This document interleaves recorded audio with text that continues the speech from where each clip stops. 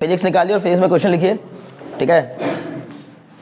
देखो ऐसे भी क्वेश्चन आते हैं, डायरेक्टली क्वेश्चन ऐसे भी आ जाते हैं।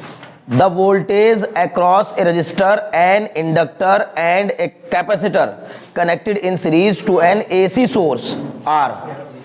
सुनो सुनो, डायरेक्ट क्वेश्चन है, कोई मुश्किल क्वेश्चन नहीं है। अब मैंने इसलिए जानबूझ करके फिजिक्स को रैंडमली करवा रहा हूं मैं, ताकि आपका पूरा तैयार होता जाए एक साथ, है ना। ये चैप्टर चैप्टर कर करके आप परेशान होते चले जाएंगे नहीं तो।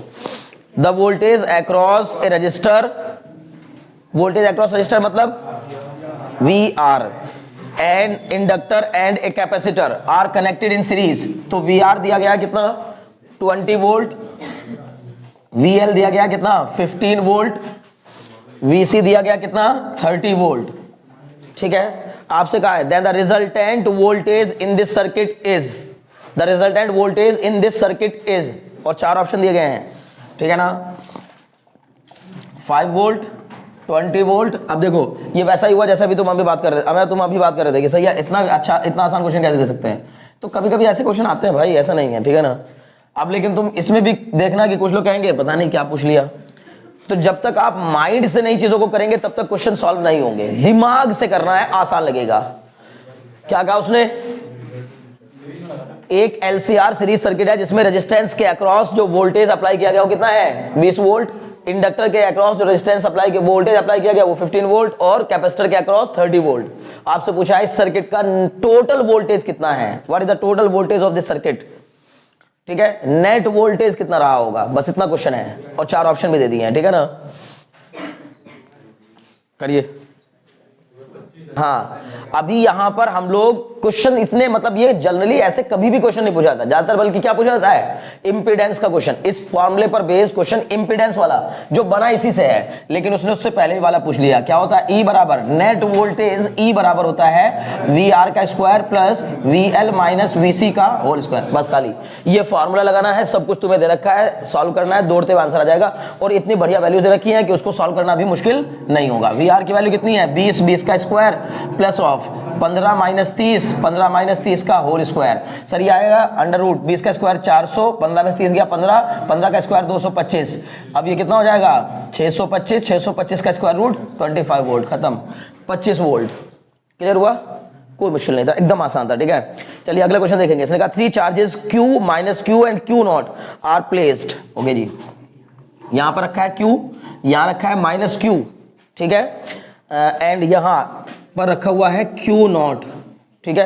3 charges Q minus Q and Q not are placed as shown in figure. The magnitude of the net force on the charge Q not at point O is, ठीक है। यहां से कितनी दूरी पर है A, यहां से कितनी दूरी पर है A। आपको बताना है इस Q नॉट पर लगने वाला net force F net is equal to कितना होगा एट किस पर Q नॉट पर। कर लोगे, एकदम आसान क्वेश्चन, ठीक है ना।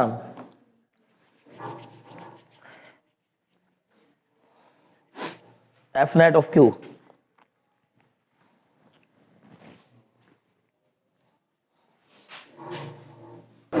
सीधे सीधे F1 और F2 निकालना था, फिर उसका क्या करना था F net। बताओ ये पॉजिटिव है, ये भी पॉजिटिव है, तो पॉजिटिव पॉजिटिव को रिपेल करेगा। F1 की डायरेक्शन इधर की ओर आएगी, ये इधर की ओर रिपेल करेगा ना, और ये नेगेटिव है और ये पॉजिटिव है, तो ये इसको ऊपर की ओर अट्रैक्ट करेगा, ये F2 आ जाएगा।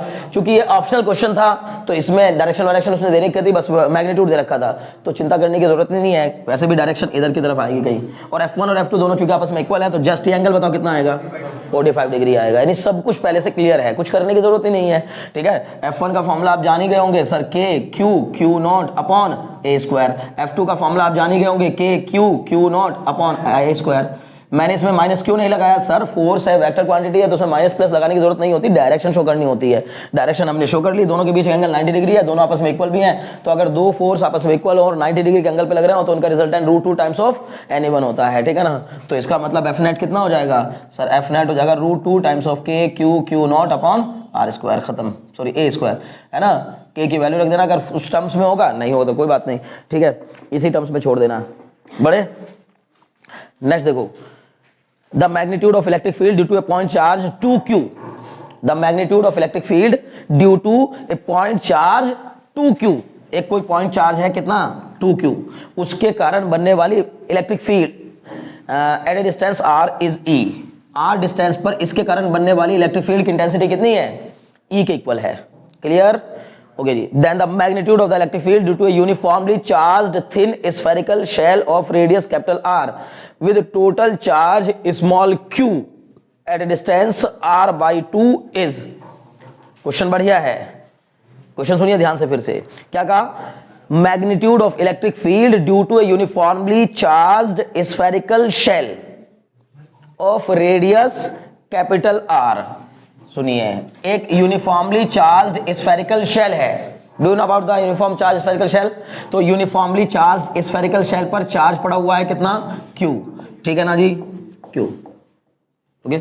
Uniformly charge thin spherical shell of radius capital R, इसकी रेडियस कितनी है, कैपिटल R है, और ये यहां पर स्मॉल r है, ठीक है।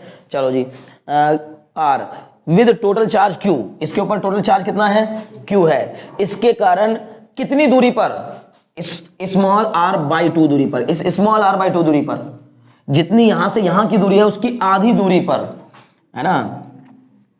अच्छा जी, और क्या दिया है, और ये भी दिया है साथ में, R is very very very greater than capital R। मतलब क्या समझ में आया कि ये जो R है ये इस कैपिटल R से, मतलब शेल की रेडियस से बहुत बड़ा है। जब ये उसकी शेल की रेडियस से बहुत बड़ा होगा तो इसका हाफ भी बड़ा ही होगा, ये भी बात समझ लीजिए, समझ में आ रही बात ना। तो इसका मतलब क्या कहा है, इस पॉइंट पर बताइए इलेक्ट्रिक फील्ड कितनी होगी, ई डैश की वैल्यू बताओ मुझे निकाल के। अगर तुमने बता दिया मुझे बहुत खुशी होगी, ठीक है ना। ये क्वेश्चन अगर आपने कर लिया तो बहुत बेहतर होगा, ठीक है, करिए। ऑप्शन भी दिए हुए हैं, E/4 0 2 E 4 E optional question है। जो ये 2021 में जो पेपर हुआ था ना, 2021 में, आपको याद होगा टर्म 1 और टर्म 2 करके पेपर हुआ था। तो टर्म 1 में पूरा MCQ था, ठीक है ना, पूरा MCQ। तो उसमें ना बढ़िया लेवल था, वो बहुत अच्छे लेवल के, ये सब अच्छे क्वेश्चन है भाई। जेई में भी इसी लेवल के क्वेश्चन आ रहे हैं आजकल, ठीक है ना। हाँ, E/2 नहीं, ये मिटा दूं ये वाला, ठीक है। हाँ देखो, अभी मैं दोबारा फिर क्वेश्चन समझा रहा हूं आप लोगों को। उसने कहा है कि एक चार्ज है 2Q, ठीक है ना, एक चार्ज पार्टिकल है जिसका मैग्नीट्यूड कितना है 2Q, उससे R डिस्टेंस दूर कोई एक पर्टिकुलर पॉइंट A है जहां पर इसकी इलेक्ट्रिक फील्ड की इंटेंसिटी कितनी है, E है, E हो गया यहां तक। और फिर कहा है कि एक, अब ये तो इसके बारे में दिया, लेकिन इस एक थिन स्फेरिकल शेल ली जिसके ऊपर +Q चार्ज है, यानी इसके चार्ज का आधा चार्ज है और रेडियस उसकी कैपिटल R के इक्वल है, ठीक है। तो उसने हमसे पूछा है कि इस शेल के कारण कितनी दूरी पर पूछा है, R/2 दूरी पर इलेक्ट्रिक फील्ड की इंटेंसिटी कितनी होगी, ये सवाल है, ठीक है ना। और साथ साथ ये भी दे दिया R is very very very greater than capital R। तो पहली बात तो थिन स्फेरिकल शेल वाला फार्मूला जब हमने ड्राइव किया था, याद होगा आपको, और मैंने बताया था कि जब बहुत दूर पॉइंट लाई करता है तो वो थिन स्फेरिकल शेल भी एक पॉइंट चार्ज की तरह ही बिहेव करने लगती है। बोलो, बताया था कि नहीं ये बात? बताओ, इसका E इनसाइड कितना होगा, 0। E सरफेस कितना होगा, 1/4πε0 Q, जितना उसका चार्ज है टोटल वो Q अपॉन उसकी रेडियस का स्क्वायर। याद आ रहा है, बहुत अच्छे।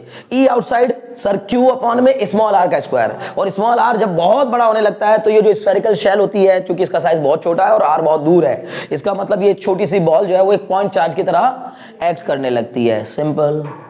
बोलो, कोई डाउट हो तो हम पहले यहां बोलेंगे सर ये E इक्वल टू, E का फॉर्मूला क्या हो जाएगा, बोलो, K into 2Q upon R²। इसको एक इक्वेशन बना के छोड़ दो, क्योंकि इसके साथ उसका रिलेशन देना पड़ेगा हमें। वो हमसे ऐसे नहीं पूछ रहा है कि KQ अपॉन R² के टर्म्स में बताओ। ऑप्शन दिए हैं 4, E 0 2E E/2, इस टाइप से क्वेश्चन ऑप्शन दिए हैं, ठीक है।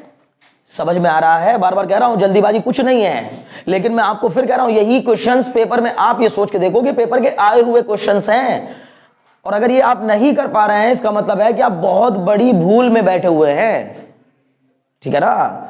कोई इतने कभी भी टफ नहीं आता, हम बार बार आपको कह रहा हूं, बोर्ड में क्वेश्चन टफ नहीं आता है। हमने बहुत टफ लेवल के क्वेश्चंस किए हुए हैं जब हम पढ़ रहे थे, बहुत ज्यादा टफ, जिनमें कैलकुलेशन भी टफ, किसी में कैलकुलेशन इतनी फंस गई कि पता लगा उसमें 10 मिनट लग रहा है कैलकुलेशन करने में ही। इसमें ना तो कैलकुलेशन बहुत ज्यादा आएगी और ना ही बहुत ज्यादा टफ क्वेश्चन आएगा, बहुत लिमिट से ज्यादा टफ क्वेश्चन नहीं आएगा, ठीक है ना। लेकिन ये भी अगर आप नहीं कर पा रहे हैं तो इसका मतलब कहीं ना कहीं दिक्कतें चल रही हैं। ठीक है, बताओ ई डैश की वैल्यू कितनी हो जाएगी? जिसको ये कॉन्सेप्ट पता है ना, ये जान गया है। अब कुछ बच्चे दिमाग लगाएंगे, सर ये तो गॉस थ्योरम से होगा। ठीक है, बिल्कुल गलत नहीं है, होगा उसी से, क्योंकि जो मैं बता रहा हूं वो खुद उसी से बन के आया था। लेकिन इतना तो दिमाग लगाओ कि हमने ऑलरेडी डिराइव कर रखा है, तो हम कहें लिए अब इसके एमसीक्यू है तो उसको दिखाना थोड़ी ना हमें करके कि ऐसे आया कैसे आया। ठीक है ना, वो सब करने की जरूरत नहीं है। कोई दिमाग लगा कि सर इसमें से थोड़ा सा हिस्सा कट करूंगा, फिर उसको इंटीग्रेट करके उससे आ जाएगा।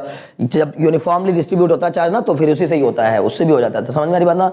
लेकिन इतना सब दिमाग लगा करके क्वेश्चन करने की जरूरत नहीं है। ये ना तो एडवांस का क्वेश्चन है और ना ही ये कोई डिस्क्रिप्टिव क्वेश्चन है कि आपको इसका पूरा डिस्क्रिप्शन देना है कि कैसे किया है, क्या किया है। खत्म। आपको कॉन्सेप्ट पता है, आपको एक फॉर्मूला स्पेशली पता है, स्पेशल केस होता है 1/4 pi epsilon not q upon r का स्क्वायर हो जाएगा। ठीक है ना? अच्छा, r/2 का होल स्क्वायर। Very good. ठीक है, बस ये हो गया के। चार्ज तो आपका हो ही गया क्यू, तो ये ऊपर जाके क्या हो जाएगा? 4 हो जाएगा, इनटू में 4 अपॉन में r square.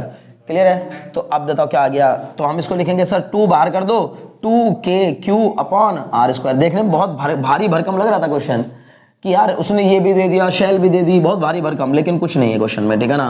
2 times of e, खत्म। ठीक है ना? ई डैश जो होगा वो 2 टाइम्स ऑफ e होगा। ठीक है, हो गया। बड़े a current carrying wire capped in a uniform magnetic field, लिखे देते हैं, समझिए क्वेश्चन, थ्योरेटिकल क्वेश्चन है। A current carrying wire capped in a uniform magnetic field will experience a maximum force. A current carrying wire capped in a uniform magnetic field will experience a maximum force when it is, 4 option दे रहा हूं, perpendicular to the magnetic field, parallel to the magnetic field, at an angle of 45 degree to the magnetic field, at an angle of 60 degree to the magnetic field. Very good. Formula क्या होता है? F बराबर BIL sine theta, where theta is the angle between the current element and direction of magnetic field. Clear?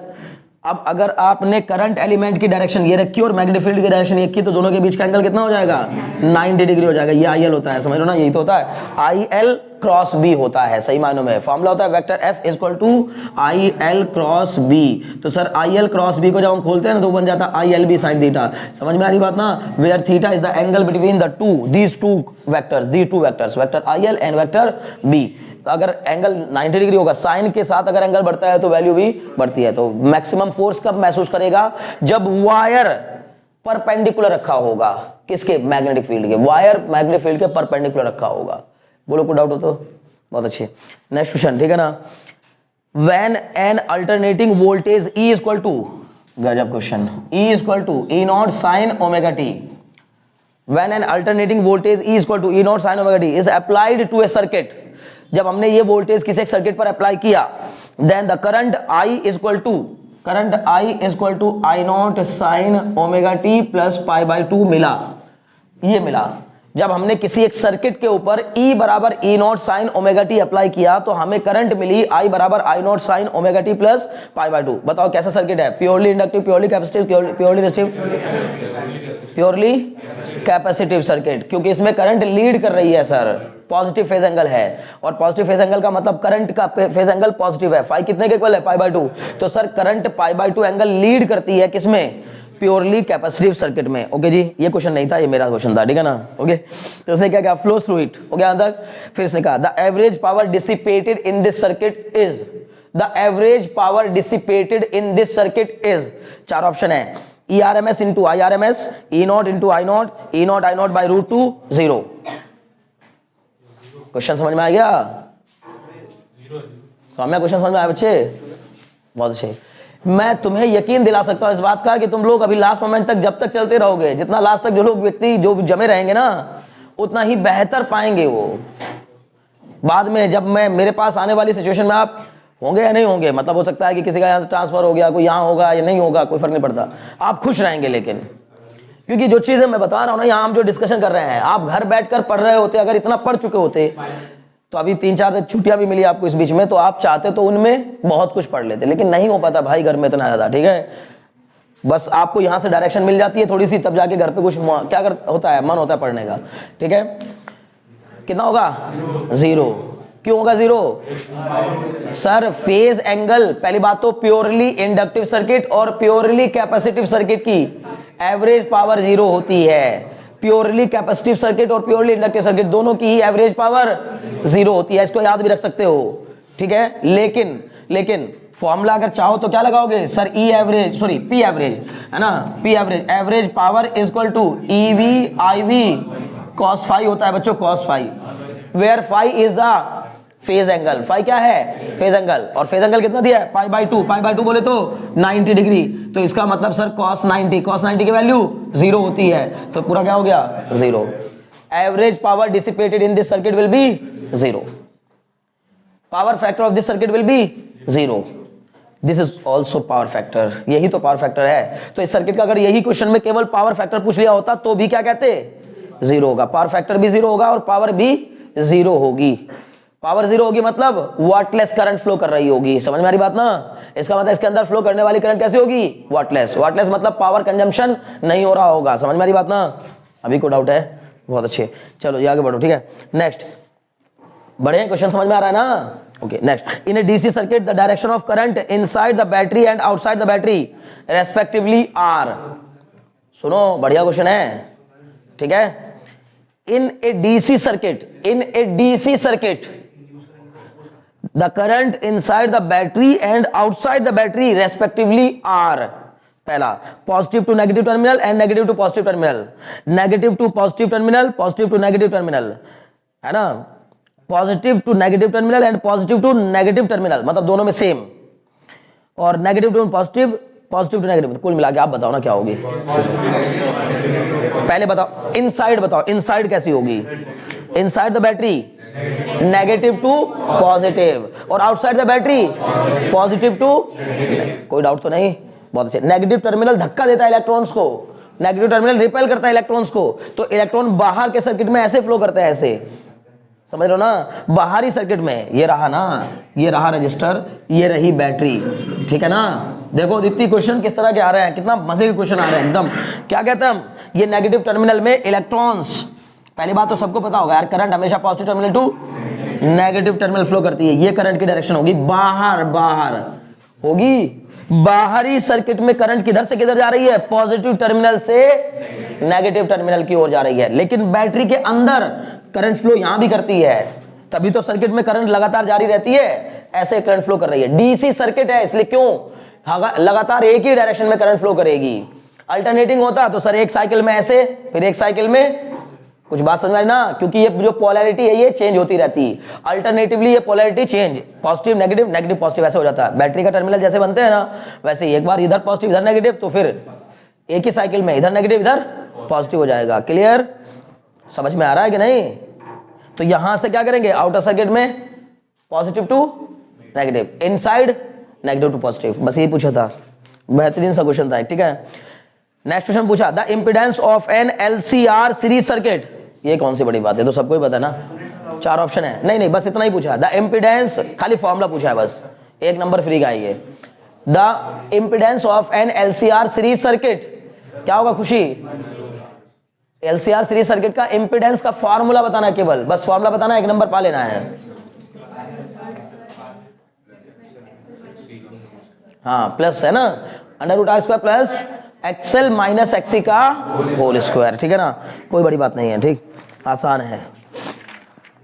Next है ना, please concentrate. A negatively charge, बस ध्यान सुनो, है ना, कृष्णा बताएंगे, देखो इसका answer. A negatively charged object X, a negatively charged object X is repelled by another charge object Y. A negatively charged object X is repelled by another object Y, तो Y पर कैसा चार्ज होगा? कैसा होगा? Negative होगा। कैसा होगा? Negative. समझ में आ रहा है? क्योंकि उसने कहा भाई एक्स पर, नहीं ये नहीं पूछा तो मैं पूछ ले रहा हूं बीच बीच में, क्योंकि यही कॉन्सेप्ट होते हैं, ठीक है ना? एक्स पर नेगेटिव चार्ज पहले से मौजूद है, उसको कोई दूसरा बॉडी वाई रिपेल कर रही है, तो कंफर्म हो गया कि उस पर भी कैसा चार्ज होगा? नेगेटिव होगा। ओके जी। अब however an object Z is attracted to Y, एक तीसरा ऑब्जेक्ट z है जो कि y को अट्रैक्ट कर रहा है, y को अट्रैक्ट कर रहा है। Which of the following is the most possibility for the object z। Question सुनिए ध्यान से। पहली बात, x पर कैसा चार्ज है? नेगेटिव। y पर भी कैसा है? z पर कैसा है? पॉजिटिव। क्यों हो गया पॉजिटिव? क्योंकि z y को अट्रैक्ट कर रहा है, तो z पर पॉजिटिव। आपको इतना तो जैसे ही क्वेश्चन पढ़ो ना, छोटा करने के लिए क्वेश्चन को तरीका यही होता है कि देखो ये नेगेटिव, ये पॉजिटिव हो गया। हो गया। अब क्या कह रहा है? सुनो सुनो, which of the following is the most possibility for the object z। इसमें से कौन सी मोस्ट एप्रोप्रिएट पॉसिबिलिटी है z के लिए? अब ऑप्शन देता हूं, positively charged only, negatively charged only, neutral और पॉजिटिवली चार्ज्ड, न्यूट्रल और नेगेटिवली चार्ज्ड। बताइए। बहुत ध्यान सुनो, इसने क्या कहा? Which of the following is the most appropriate possibility for z के लिए इनमें से कौन सी मोस्ट एप्रोप्रिएट पॉसिबिलिटी होगी? क्या कि वो केवल पॉजिटिवली चार्ज हो सकता है, या वो केवल नेगेटिवली चार्ज हो सकता है, या वो न्यूट्रल और पॉजिटिवली चार्ज हो सकता है, या वो न्यूट्रल और नेगेटिवली चार्ज हो सकता है? Positive only? नहीं, C option is the right answer. Appropriate answer C होगा, न्यूट्रल और पॉजिटिवली चार्ज। हमने यहां कह दिया, हमने बिना सोचे, क्योंकि हम आगे क्वेश्चन को पढ़े ही नहीं थे। अगर क्वेश्चन आगे ना पढ़ा जाता, उस पर कोई न्यूमेरिकल बनाया जाता, तो हम इसको पक्का पॉजिटिव ही लेते। क्लियर? लेकिन क्वेश्चन में बोला है इसमें से कौन सा सबसे अप्रोप्रिएट है, तो दोनों आंसर सही है, पहला भी और सी भी, लेकिन दोनों की लड़ाई में सी ज्यादा इंपॉर्टेंट है, सी ज्यादा अप्रोप्रिएट है। क्यों? क्योंकि अगर z वाली बॉडी न्यूट्रल होगी तो भी y को अट्रैक्ट करेगी। What is the reason? Due to induction. पहले वो उसका ये वाला सरफेस जो कि उसके नेगेटिव के करीब रखा होगा, पहले वो पॉजिटिव हो जाएगा और फिर वो पॉजिटिव उसको क्या करेगा? अट्रैक्ट करेगा। न्यूट्रल बॉडी भी अट्रैक्ट कर सकती है। कुछ बात समझ में ना? अगर हाईली चार्ज बॉडी के आसपास कोई न्यूट्रल बॉडी गुजर जाए तो उसको भी अट्रैक्शन मिल जाता है। तभी तो हम लोगों को ज्यादा हाई वोल्टेज लाइन से दूर रहने की सलाह दी जाती है, कि जो हाई वोल्टेज लाइन होती है उनमें ज्यादा चार्ज फ्लो कर रहा होता है, तो उनके इंडक्शन के कारण बॉडी का चार्ज एक तरफ अकुमुलेट होने लगता है, एक जगह इकट्ठा होने लगता है, और जब उसका अपोजिट चार्ज एक जगह इकट्ठा होने लगेगा तो सर वो अपोजिट चार्ज, तो दो अपोजिट चार्जेस एक दूसरे को क्या कर लेते हैं? अट्रैक्ट। तो जल्दी से अट्रैक्शन हो जाएगा। तो न्यूट्रल बॉडी को भी कभी कभी हाईली चार्ज बॉडी क्या कर सकती है? अट्रैक्ट कर सकती है। क्लियर हो गया? जैसे ज्यादा अप्रोप्रिएट, बार-बार कह रहा हूं ये गलत नहीं है, बट ज्यादा अप्रोप्रिएट, दो की जंग में ज्यादा अप्रोप्रिएट कौन सा? इसलिए उसने बोला भी मोस्ट अप्रोप्रिएट पॉसिबिलिटी कौन सी है। ठीक है, तो न्यूट्रल और पॉजिटिवली चार्ज्ड, या तो वो पॉजिटिवली चार्ज होगा या तो न्यूट्रल होगा। क्लियर? बहुत अच्छे। नेक्स्ट, इसने कहा in an experiment 3 microscopic latex spheres are sprayed into a chamber and became charged with charges +3e +5e and -3। सुनो अब ध्यान से, पहला और दूसरा क्वेश्चन है ये उस पेपर का। पहला ये था जो मैंने अभी करवाया, दूसरा ये है।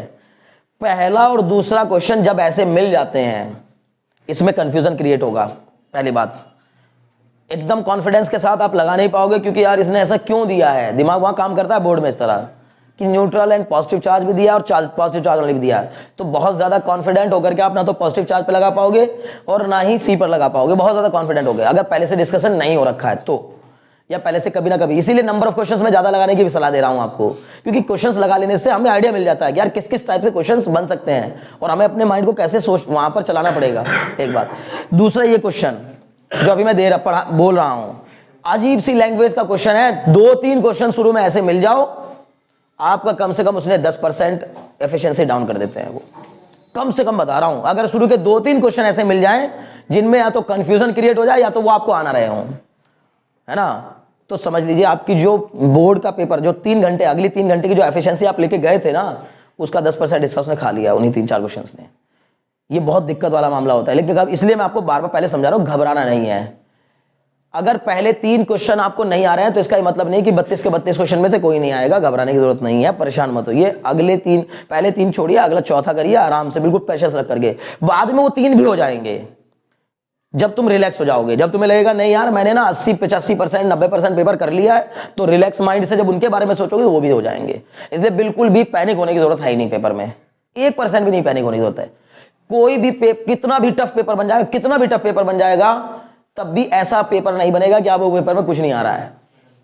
कुछ बात समझ में आ रही ना? कितना भी टफ बन जाए, ऐसा पेपर नहीं बनेगा कि आपको पेपर में कुछ भी नहीं आ रहा है।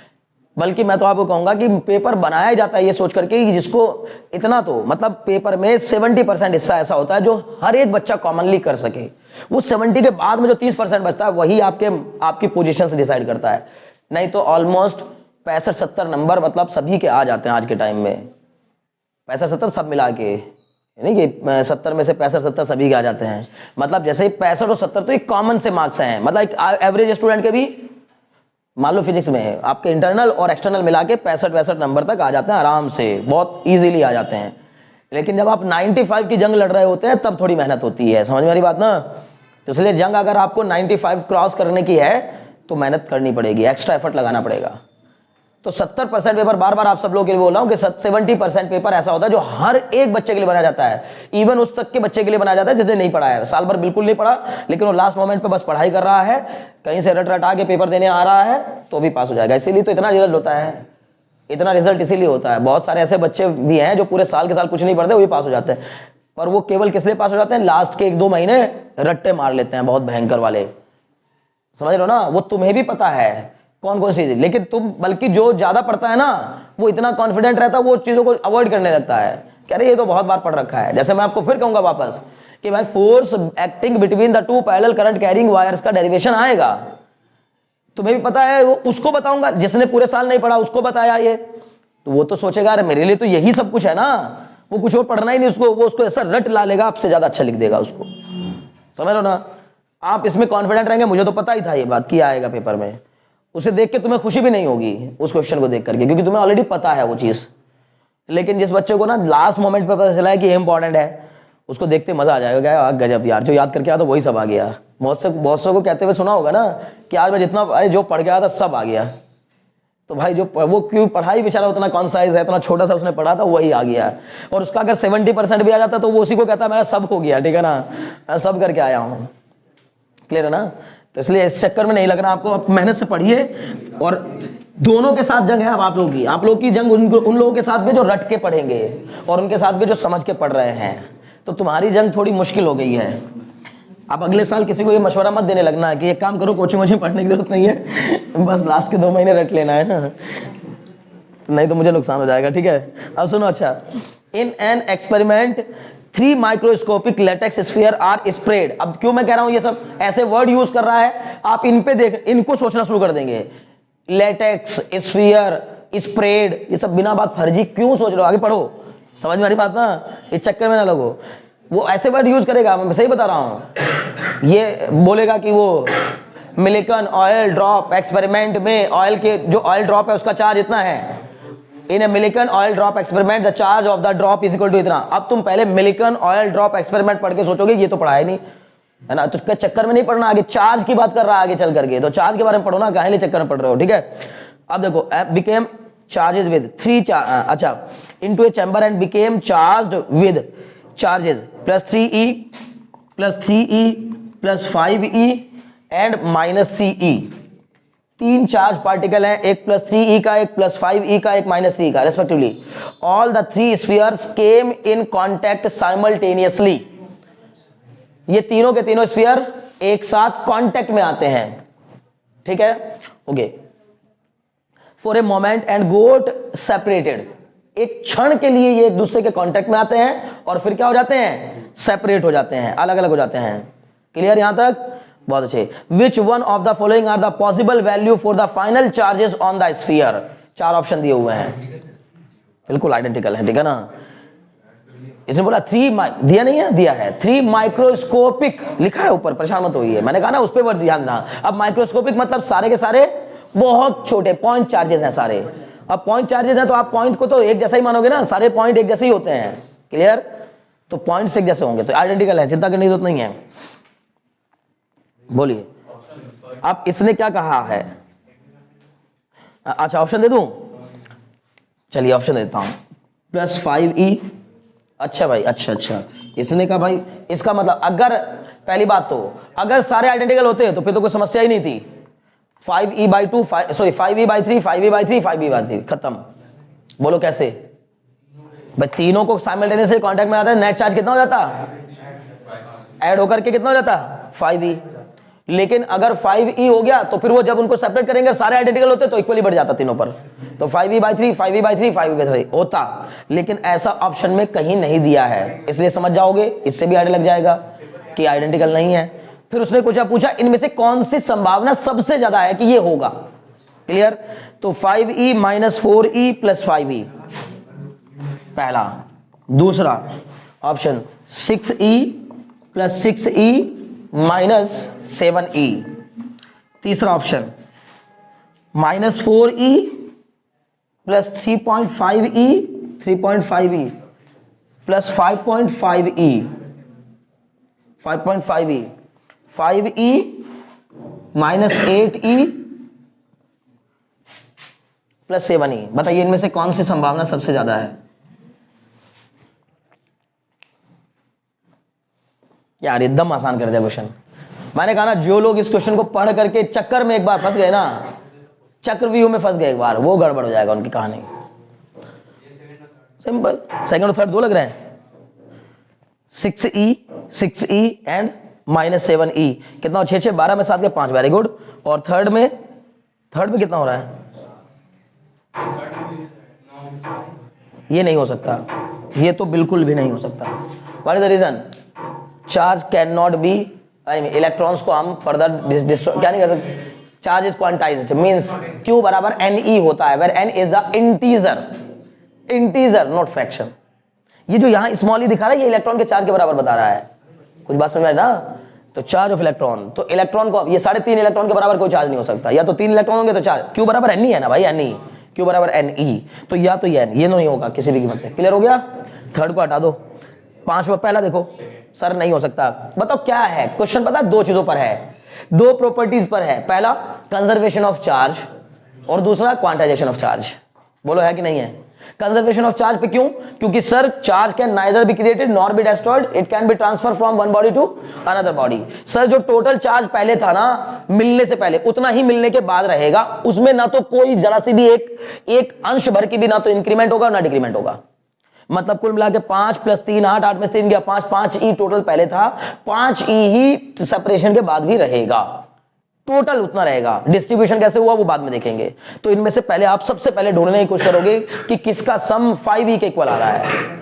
तो हम कहेंगे सर सेकंड और थर्ड दोनों का आ रहा है, लेकिन थर्ड में उसने दिमाग लगा दिया कि जो बच्चा थर्ड को ऑप्शन लगा देगा तो वो क्वांटाइजेशन ऑफ चार्ज को ध्यान में नहीं रख रहा है, ठीक है ना। तो इसका मतलब है कि ये वाला ऑप्शन तो नहीं होगा। इसको कट मार दिया, इन सबको कट मार दिया, तो बस second option is the appropriate answer. अब ये बिना बात उल्टा सीधा उसने वर्ड बड़े बड़े खतरनाक, in an experiment 3 microscopic latex sphere are spread into a chamber and are became charged with, इतना बड़ा क्वेश्चन बना दिया। बहुत लंबा छोटा क्वेश्चन है ये, अच्छा खासा, ठीक है। देखने में बड़ा सा क्वेश्चन, इन कुछ है नहीं, इसलिए डरना नहीं है बिल्कुल भी, ठीक है।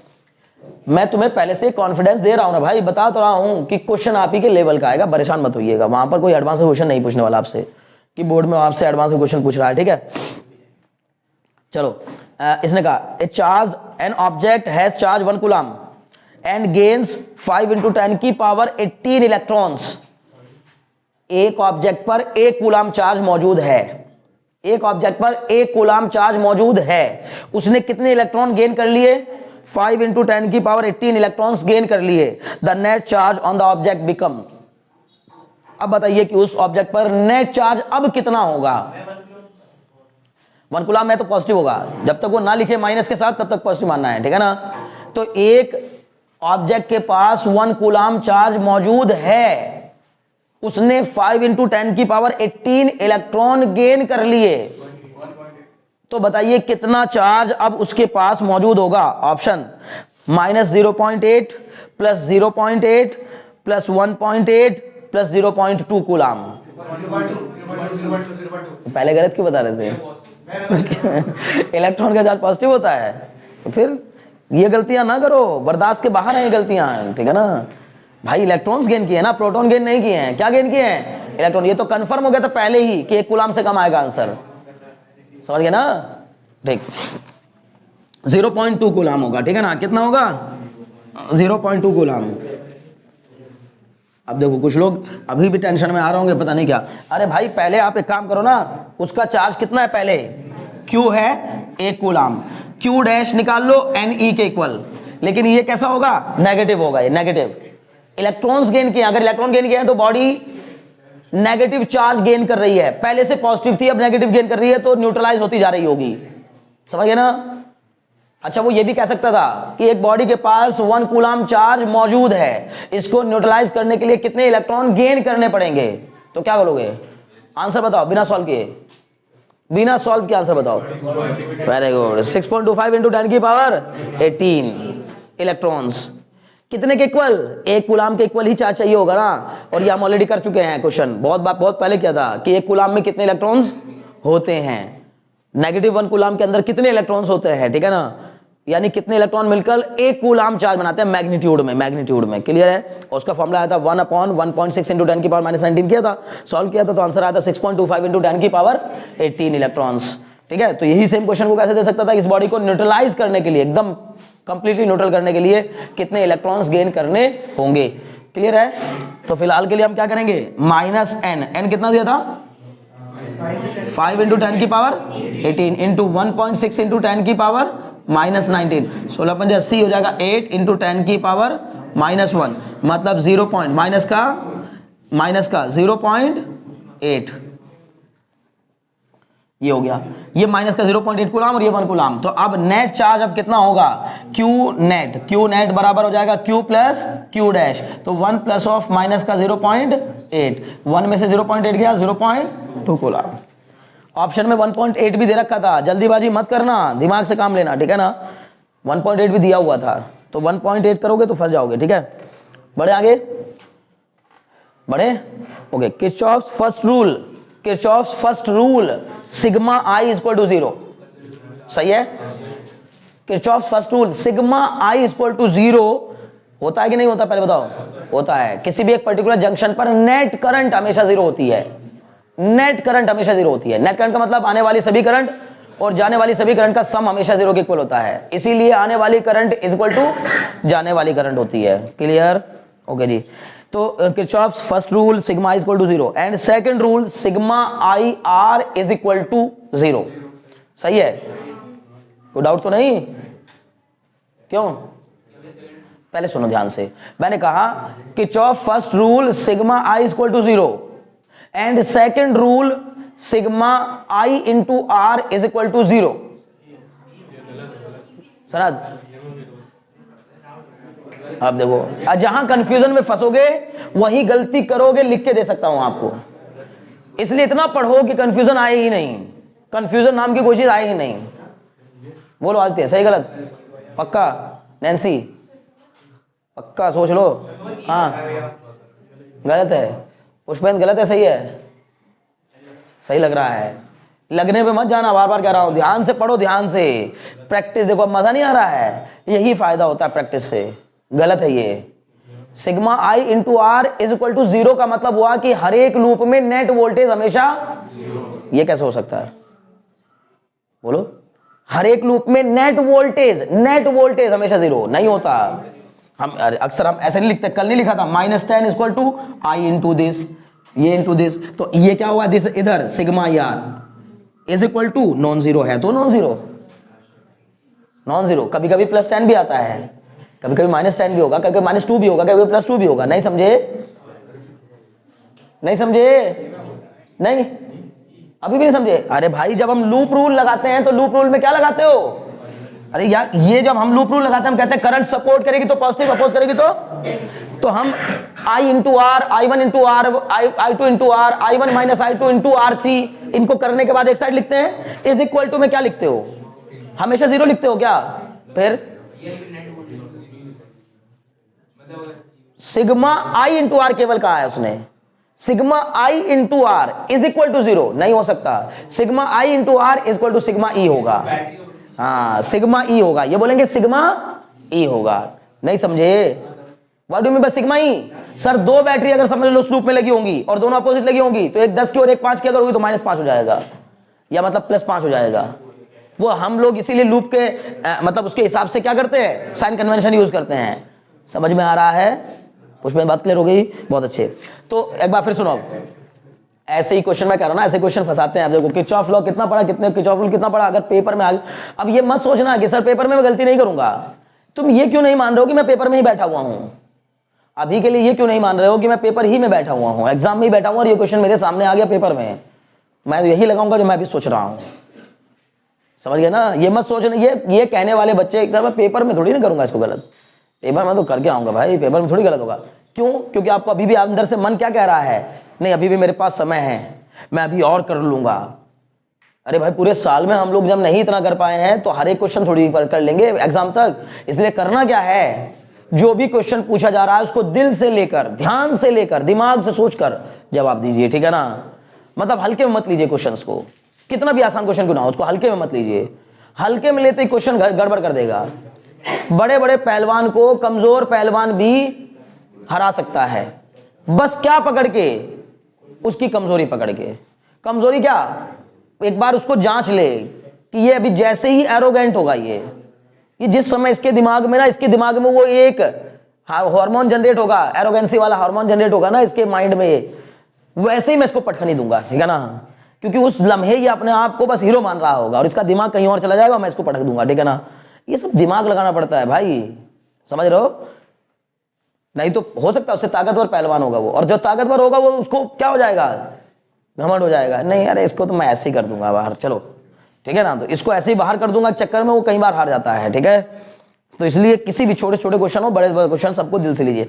हो गया? अब देखो सुनो, इसने कहा Kirchhoff first rule sigma is equal to 0 and second rule sigma IR is equal to sigma E, sigma E where symbol have their usual meanings. अब ये मतलब वो कहना चाहता है I मतलब करंट आपको पता होना चाहिए, R मतलब रेजिस्टेंस आपको पता होना चाहिए, E मतलब EMF आपको पता होना चाहिए। यानी ये मैं ये नहीं बताऊंगा I क्या है R क्या है, सब कुछ नहीं, symbol have their usual meaning. हाँ तो 0 होगा, बिल्कुल होगा, मैंने कब मना किया? सिग्मा I इंटू R, पहली बात तो नेट वोल्टेज तो हर एक लूप में 0 होगा, मतलब जितना हमने वोल्टेज अप्लाई किया उतने को ड्रॉप करा लेगा कौन, रेजिस्टेंस। मैं नेट की बात ही नहीं कर रहा हूं, मैं कह रहा हूं sigma I into R is equal to sigma E होगा, तभी तो जब सिग्मा E को इधर लाएंगे तो 0 होगा उधर, समझ गए? बहुत अच्छे। अब सुनो, वे सिंबल है तो usual meaning are respectively based on, Kirchhoff के ये दोनों रूल रेस्पेक्टिवली किस पर बेस्ड होते हैं? दीप्ति आनंदी में से आंसर देगा कोई भी, सुनो अब ध्यान से पहले क्वेश्चन। इसने बोला sigma I into R is equal to sigma E, ये दोनों रूल, किरचॉफ के जो दो रूल हैं ये किस पर बेस्ड होते हैं? पहला ऑप्शन सुनो, अब रुको, ए बच्चे रुको, तुम शांत हो जाओ। पहला conservation of momentum and conservation of charge, दूसरा conservation of energy, conservation of charge, तीसरा conservation of charge, conservation of momentum, चौथा conservation of charge and conservation of energy. बताइए दो कहां से, मैं एक बार फिर रिपीट करूं, conservation of, respectively word use किया है, रेस्पेक्टिवली में इधर उधर बदलने पर भी आंसर बदल जाता है। पहला रूल, फर्स्ट रूल और सेकंड रूल रेस्पेक्टिवली किस पे डिपेंड करते हैं? यार क्या जरूरत है मुझे ऑप्शन बोलने की, आप बोलो ना भैया क्यों ऑप्शन बता रहे हैं, मेरा आंसर पता है। फर्स्ट वाला कंजर्वेशन ऑफ चार्ज, सेकंड वाला conservation of energy, conservation of energy. V into I जो है वो पावर होता है या energy consumption per unit time होता है, ठीक है ना? और I इंटू आर, क्लियर है? सबके चक्कर नहीं पड़ना, कुल मिलाकर यही कहेंगे एनर्जी, ठीक है ना? कंजर्वेशन ऑफ एनर्जी को फॉलो करता है। बढ़ जाए आगे, डी ऑप्शन इसका दिया था मैंने डी दिया था उसमें। अगला क्वेश्चन सुनो, the electric power consumed by a 220 volt 100 watt, 220 volt 100 watt, 100 watt का एक बल्ब है जिसके ऊपर 220 वोल्ट लिखा हुआ है, व्हेन ऑपरेटेड विद 110 वोल्ट। सुनो बच्चों, आप मुझे बताओ, क्वेश्चन बढ़िया है, ये बल्ब जिसके ऊपर लिखा हुआ है 220 वोल्ट 100 वाट, जब हम उसको 110 वोल्ट पर ऑपरेट करेंगे तो कितनी पावर कंज्यूम करेगा? बोलो, बात समझ में आ गई? क्वेश्चन समझ में आ गया? एक बल्ब जिसकी रेटिंग कितनी की गई है? 220 वोल्ट 100 वाट, अगर उस बल्ब को 110 वोल्ट पर ऑपरेट करें, 110 वोल्ट पर ऑपरेट करें तो कितनी पावर कंज्यूम करेगा? बढ़िया क्वेश्चन है सर। वोल्टेज को घटाकर ऑप्शन दे दूं? ऑप्शन से हालांकि कुछ नहीं मिलना इसमें, क्योंकि न्यूमेरिकल सॉल्व करना ही पड़ेगा। 25 वाट, 30 वाट, 35 वाट, 45 वाट। ये तो अच्छा व्यक्ति है कोई, ये तो कोई अच्छा व्यक्ति है जिसने जानबूझ करके वो ऑप्शन दिया ही नहीं जिसको आप सोचेंगे। बड़ा अच्छा व्यक्ति है बेचारा, 4 ऑप्शन भी बनाए तो आपको पहले दे दिया। क्या बताओ, आप सोचेंगे सर वोल्टेज घट के आधा हो गया तो पावर भी घट के आधी हो जाएगी, 50 वाट, और 50 वाट चारों ऑप्शन में से कहीं दिया नहीं, इसलिए अच्छा व्यक्ति है ये, नहीं तो आधे से ज्यादा लोग इसी में ढह जाते हैं, ठीक है ना। और क्या, आधे से ज्यादा दिमाग नहीं लगाना चाहते वो कहते अरे यार कितना बढ़िया आंसर दिया 50, ठीक है ओके, तुम बताओ। हाँ सही है 25 वाट, ठीक है। तो अगर 50 वाट होता, मैं फिर सीरियसली कह रहा हूँ 25-30% लोग क्या ही करते, तुरंत आंसर लगा देते 50 वाट, क्योंकि वोल्टेज को आधा करेंगे तो पावर भी आधी हो जाएगी, ऐसा सोचते हैं कुछ लोग, ऐसा नहीं सोचना है, ठीक है ना। आपको क्वेश्चन सॉल्व करना है।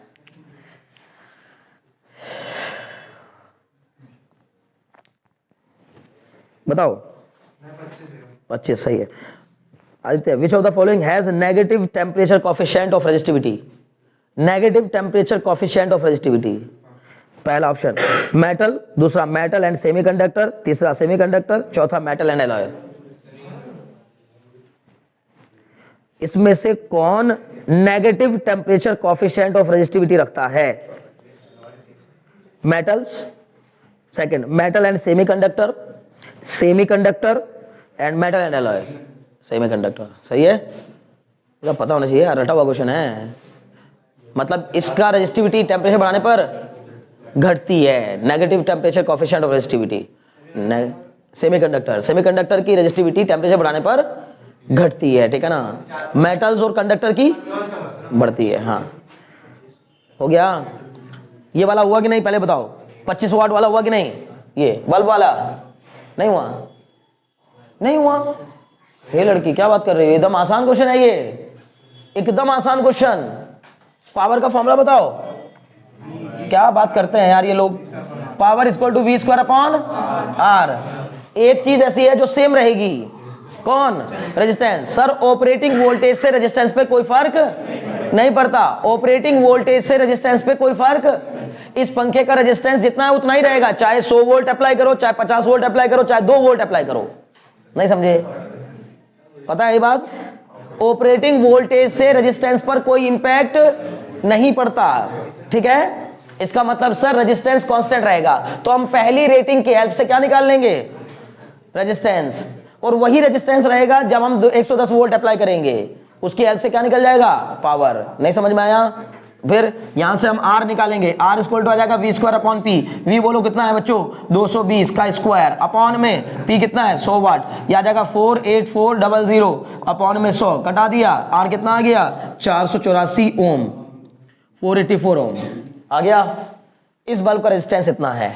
अब इतना ही रहेगा चाहे आप इस पे 2 वोल्ट अप्लाई करिए, चाहे 300 वोल्ट अप्लाई करिए, इसका रेजिस्टेंस इतना ही रहेगा, रेजिस्टेंस में बदलाव नहीं होगा। मैं बार बार रिपीट कर रहा हूं इस बात को, resistance does not depend upon the operating voltage. Okay, ये हो गया असर्शन। सुनिए ध्यान से, अब resistance does not, resistance of a conductor does not depend upon the operating voltage. सही है, सही है। Second, since the reason, since the resistance is depend upon the length and area of cross section of the conductor, दोनों सही हैं, लेकिन दूसरा पहले वाले का सही एक्सप्लेनेशन नहीं है भाई। इसलिए थोड़ा ही ना कि लेंथ और एरिया पे डिपेंड करता है, इसलिए इस पे डिपेंड नहीं करता। कुछ बात समझ ना, वो अलग कहानी होगी, वो अलग कहानी हो गई, ठीक है। अभी क्लियर हो रहा है? तो ए भी सही है, आर भी सही है, लेकिन आर ए का सही एक्सप्लेनेशन नहीं है, ठीक है ना।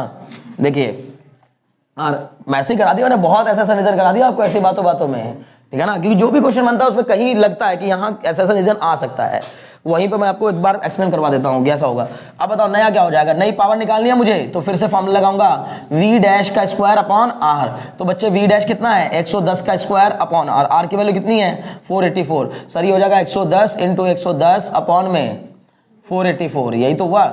इससे इसको जरा सॉल्व करके देखना, 25 आ जाएगा, 25 वाट, ठीक है ना। तो पी डैश 25 वाट होगी, अब उस की पावर 25 वाट होगी। Okay clear? मुझे लगता है इसमें आज इतना काफ़ी है, इसका डिस्कशन कल करेंगे नेक्स्ट क्लास में इसी तरह, ठीक है ना। इस जिस जोश में आज डिस्कशन हुआ है ना, अगर इस जोश में आप डिस्कशन करते रहे तो आपको मजा आता रहेगा क्लास में, क्लास में बोरियत नहीं होगी, फिर लगेगा यार ठीक है बढ़िया ही हुआ आज, काफ़ी क्वेश्चन ऐसे हो गए जो यूजफुल थे, ठीक है ना। ओके चलिए आज के लिए इतना काफ़ी है इसमें।